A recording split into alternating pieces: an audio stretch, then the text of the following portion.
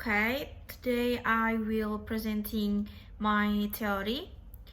So what is postcolonialist theory? Postcolonialist theories is a theoretical approach that developed as a response to a legacy of colonialism and attempt to understand and analyze its impact on society, culture, politics, and identity in the post-colonial world.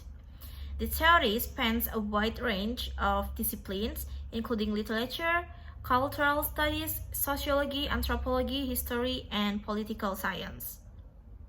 Postcolonialists analyze the impact of colonialism on society and culture in areas that experienced colonialization.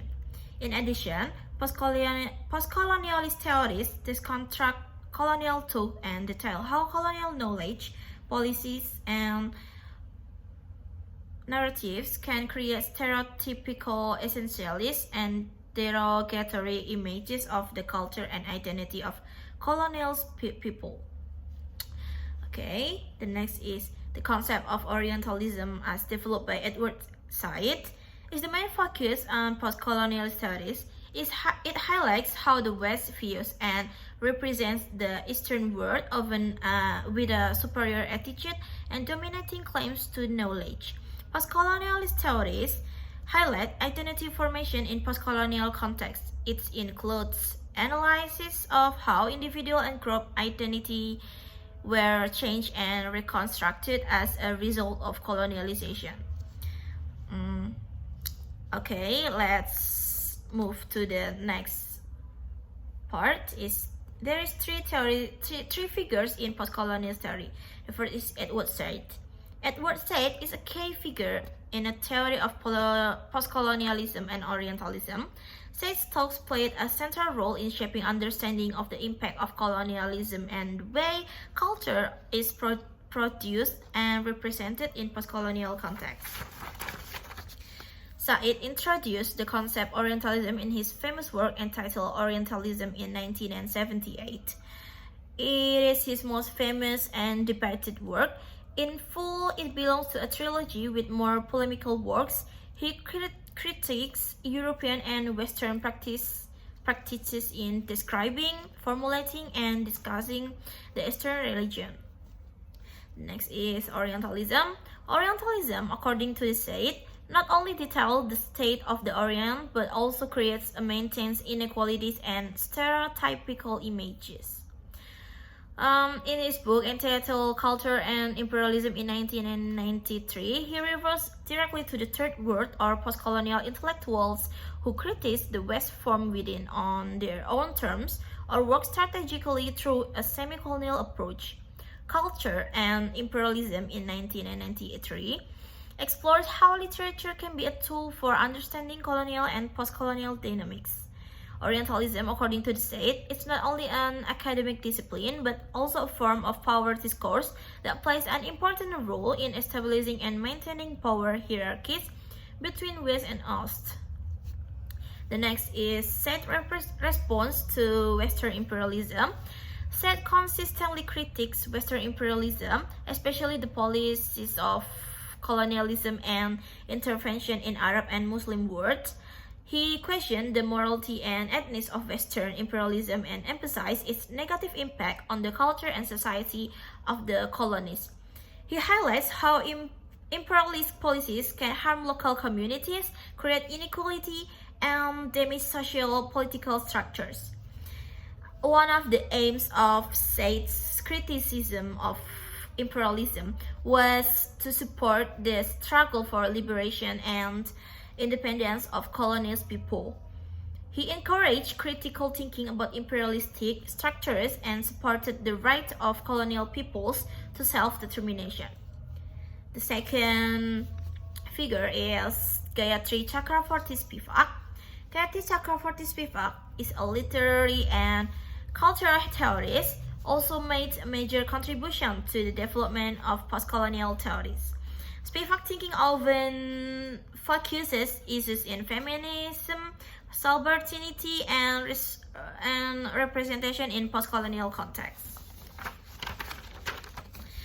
She is also the translator and author of the important translator preface to the Derridas of Grammatology in 1976, in addition to the unsimilated ethnics of deconstruction. Spivak also described Marxism and feminism, and these are strongly anti-fundationalist. She realized she appeared as an anomaly, sometimes considered as a trite word woman. Spivak's method is primarily deconstructive. Like Derrida, she is interested in how the truth is. Spivak was involved in criticism of Orientalism, which was developed by Edward Said. She highlights how representation and understanding of Eastern culture and society often create stereotypes and misinterpretation. Spivak also rejects universalist views that often downplay cultural diversity and critiques essentialism that simplifies the identities of certain groups. The next is subaltern concept. The concept of the subaltern in the truth of Gayatri Chakravarti Spivak is one of the most influential contributions to postcolonial studies. This term was first introduced in her famous article entitled "Can the Subaltern Speak?" in 1988. It highlights groups who are marginalized, underrepresented, and often have no voice in historical and policy narrative. She highlights the importance of understanding and giving voice to the subaltern in a post-colonial context. However, Spivak also emphasized that representing the subaltern is not always easy, and there is a risk of paternalistic or imperialistic inclusion. Spivak thinking played a role in the development of identity theory and identity politics. The concept of the subaltern contributes to an understanding of how identity is understood amidst post-colonial condition. And the next is intellectual imperialism. Spivak coined the term intellectual imperialism to refer to the risk that when intellectuals or researchers belonging to dominant group attempt to represent subaltern voice, they may inadvertently impose their own interpretation and create these stories. Intellectual imperialism reflects inequality and in distribution of power and control of narrative. Dominant intellectuals can also have the freedom to choose and control how stories about the subaltern are represented. She encourages researchers to question their own position and privilege and recognize that often subaltern voice cannot be fully represented or understood by those outside the group. This concept highlights the importance of giving subalterns a voice directly.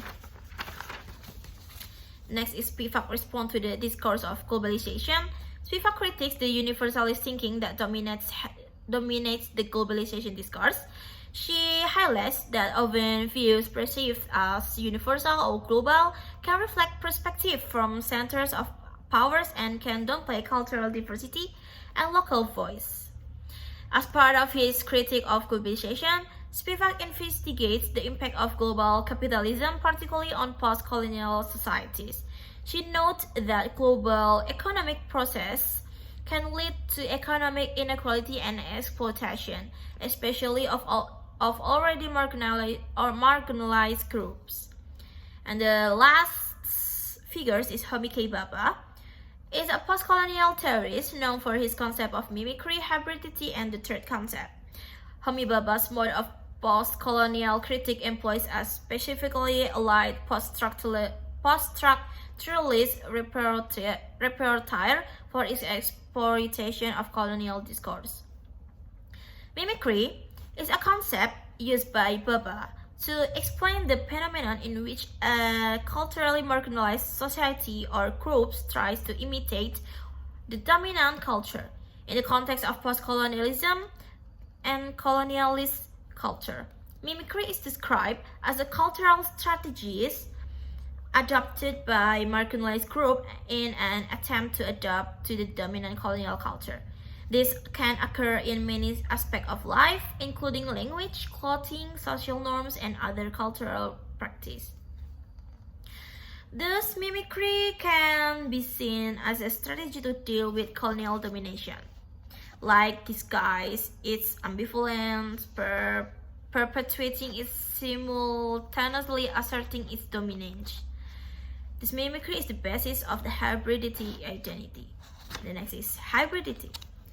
Hybridity is a concept that highlights the creation of new and unique identities through the mating or interaction between colonial culture and local culture. Baba developed this idea in response to the reality that cultural interaction do not just result in simple imitation or adaptation, but also create something new and complex. Cultural identities always emerge in this contradictory and ambivalent space, which for Baba makes claims to hierarchical cultural plurality untenable. For him, recognition of this ambivalent space of cultural identity can help us overcome the exotism of cultural diversity in favor of recognition the empowering hybridity in which cultural differences can occur. Hybridization stabilizes univocal forms of authority. By emphasizing fusion and complexity, Baba rejects the idea that identity can be explained in a static or essentialist way.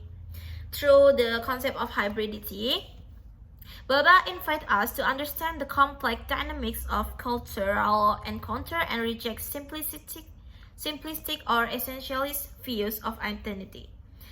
Hybridity is the basis of post-colonial thought, which recognize the complexity in the formulation of post-colonial identity and realities. Next is the third space concept. This concept refers to a space or place that arises from the encounter between two different cultures. It is a space where new identity and hybridity develop, and where the new norms and values can take shape. The third space highlights that identity is not limited to one culture or group. Identity is formed in the meeting space between different cultures. The third space is also often accompanied by uncertainty and ambiguity. This identity formed in this space can be very complex and difficult to explain within exciting categories. This uncertainty reflects the fact that identity is not something fixed or locked in, but can change and develop over time. Breaking it down further, the third space concept emerges as a dynamic, creative, and potential space where identity and culture can grow and develop without being bound by boundaries imposed by binary or categorical thinking. And the last is temporary and ambiguity concept. The concept of temporality in Baba's thought shows that postcolonial identity cannot be understood statically or isolated by the time. Identity is formed through ongoing historical process, and it involves various change and transformation over time. Identity is not understood as something that has been completed or achieved, but rather as something that continues to develop. Baba rejected linear narratives, views, or overly simplified views of history. Ambiguity in content of postcolonial subjectivity refers to the complex and often uncertain nature of postcolonial identity. Postcolonial identity cannot always be defined clearly or definitively. There is element of uncertainty and ambivalence in how individuals and groups define and express their identities. Overall, temporality and ambiguity in Baba's thought shows that postcolonial identity is a dynamic, complex, and often inexplicable concept. Identities are formed through the dynamics of the time and involve ambiguous elements that allow room for diverse interpretation. Both of them together describe identity as a dynamic, uncertain, and complex process, involving the interplay of cultural influences, history, and global dynamics. Okay, that's all for post-colonialist theories. Thank you for your attention and see you again.